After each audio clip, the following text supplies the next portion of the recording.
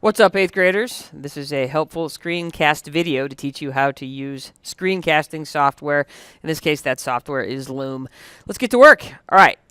Your first order of business is that you're going to need to open your climate project presentation. This needs to be completed in full so that you are ready to go. It includes your title page, bibliography, and everything in between. I'm using a set of notes on air masses and fronts just to kind of walk you through how to do this. And so the first part will be showing you how to open Loom and get started. I'll do a little tiny bit of the presentation to kind of show you how your presentation might sound. Then I'll take you through closing out of that and then editing your video. So let's start by just going to the Loom extension in your Google Chrome, which is in the upper right-hand corner. You're going to click on that, and a bunch of stuff is going to pop up. The first thing that's going to pop up is you have a choice of what kind of screen you want. Because right now, as you can see down in the bottom left-hand corner, hi, there's my lovely, bright, shining face. If we look back here on the upper right-hand corner, you have some different choices. You have screen plus cam, screen only, and cam only. And it just depends on what. If you want to have your face there during the entire presentation, that is completely up to you. Sometimes that can be a distraction, though, when you're doing a presentation. So I'm going to go ahead and just do screen only. So I'm going to click on that. So now instead of my face, you see my sign-in picture. And I would like that off the screen because I don't want it taking up the extra room. So just hover your cursor over that. You'll see an X, just X out of that, and that will disappear. And it still leaves your menu, which is what you want, because that's going to sort of control the action on your Loom video as well. So let's go ahead. A couple of things you should look at. You want to make sure you're on full desktop. You want to make sure that your microphone audio is working, so as you can see as I'm talking, this little line bounces up and down, and I'm in the green here, which means I'm good to go, which means you can start recording. Now, if you want to take a look, you've got some options here, the advanced options. This shows you what your default microphone is. For me, this is my headset because it just sounds a little bit better, but you'll be using the default microphone in your Chromebooks. Leave the rest of it alone, and you're ready to start recording. So go ahead and hit your record button. You're going to choose entire screen, and then you're going to go and hit share. Now you're going to get the countdown, and so now you are officially recording your screen. So the first thing I'm going to do, I'm going to hide this menu down here, but I'm going to leave the menu to my left up. When I'm done recording, I will click on that check mark, and then it will start putting things together. So when it comes time for you to start your screencast, you're going to hit present.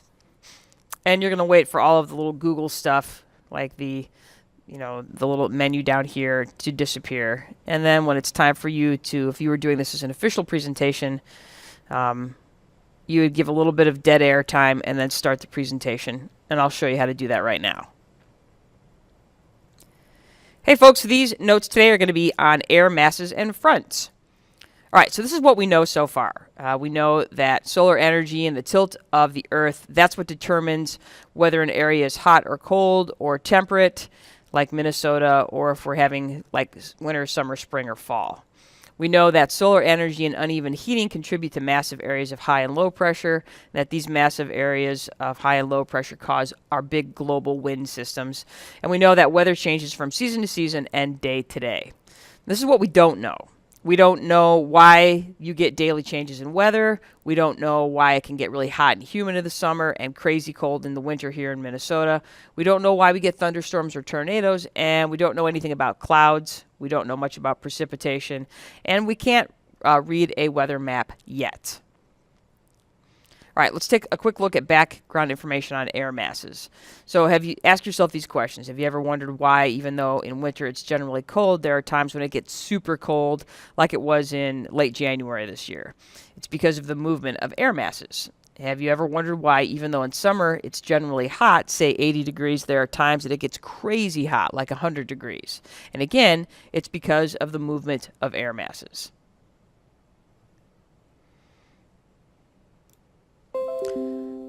Okay, so I just chose to end my presentation right there just for the sake of kind of showing you how to put all this together. So again, I clicked on that green check mark. Again, I got a little indicator that said it had copied, and then this page is going to show up. Okay? So there's a couple of important things. First, if you want to preview your video, you just click on that. Now you are officially recording your screen. and your video pops up. You can copy the link. There's a couple of different ways you can send this. Essentially what I'm going to want you to do is I'm going to want you to copy this link, and then I'm going to want you to add that link to your Google Slide presentation. That way I'm not getting a bunch of extraneous emails. I can simply go into your Google Slide presentation, click on the link to your screencast, and then I can watch your screencasts from there. And we will talk about that in class, and kind of I'll show you exactly what I'm looking for. All right, so now what you have is you have this 2-minute screencast video, but we want to make this as clean as possible. So notice in my video, the first thing I'm going to do, I'm going to hide in my screencast video, in my Loom video, I have all of this extra talking, and I don't want that to go into the final cut of the video. The only thing I want in the video is just the presentation part itself. I don't want any of the other screen stuff. So what we're going to do right now is we are going to edit that away. If you look down here, it says edit your video, and we're going to use the trim function. Okay? So now we are in the trimming function. What we can do is we can click start trimming, and this little red indicator right here allows us to trim a particular area. So what we're going to do is we're going to move this little red thing. As you can see, it moves this little dot represents our cursor, and we're going to move that ahead, and we can see that the screen is moving, and we can see where this is taking us. And now let me see where I am right now. If you were doing this as an official presentation, so as you can see, I still have a little bit of trimming to do because you can still hear my voice on the front end of this, and we don't want that. You would give a little bit of dead air time and then start the presentation, and I'll show you how to do that right now. Okay, so now what I'm going to do is I'm going to drag my little red cursor right to that moment where I stopped. Okay, and now I am ready to trim. All right, so what I do is I just click remove, and then I publish changes, and now this little dog thing is going to tell me that it's working. And as you can see, it takes a few seconds for this to happen. It depends on the day. If the network's really busy, it takes longer. Sometimes in this case, it's going to take about 30 seconds. So we'll just wait, and then we'll go from there. I love how they give you a dog with a work hat. Luna. All right. Now we'll have to do this on the back end of the video, but we're going to start with the front end. And again, I can keep trimming as I need to do it. All right. So let's see how we came out on that. Looks like it's ready. Hey folks, these notes today are going to be on air masses and fronts.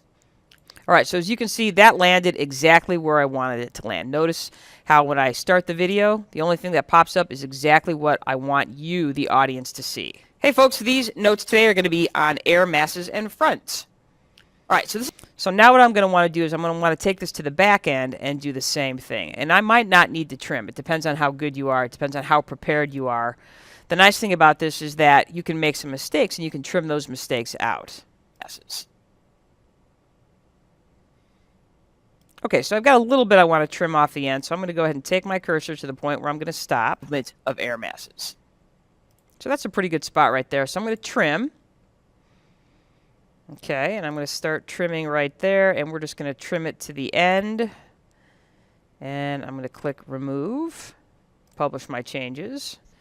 We'll see how long she takes this time because we only trimmed a couple of seconds. All right, so she's running at about 30 seconds today. So now when I watch my video, it should be clean. It should just be the presentation itself. It's not any of the extra screen stuff at the beginning or the end. I want to edit all of that out. So let's take a look and see how we did. Hey folks, these notes today are going to be on air masses and fronts. All right, so this is what we know so far. I'm going to jump ahead here. All right, and we'll see how the end turned out. It's because of the movement of air masses. Okay, so that landed exactly where I wanted it to land. So that's a pretty clean video, and that's essentially what I am going to submit and let everybody watch.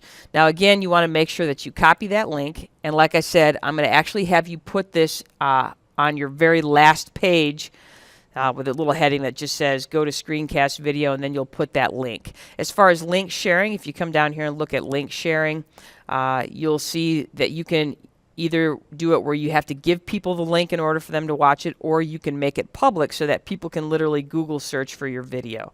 I would recommend just keeping it with link sharing. That way the only people that can watch the video are the people that you send the link to, so it's not out there and about. But that's it. That is how you make a screencast video with Loom.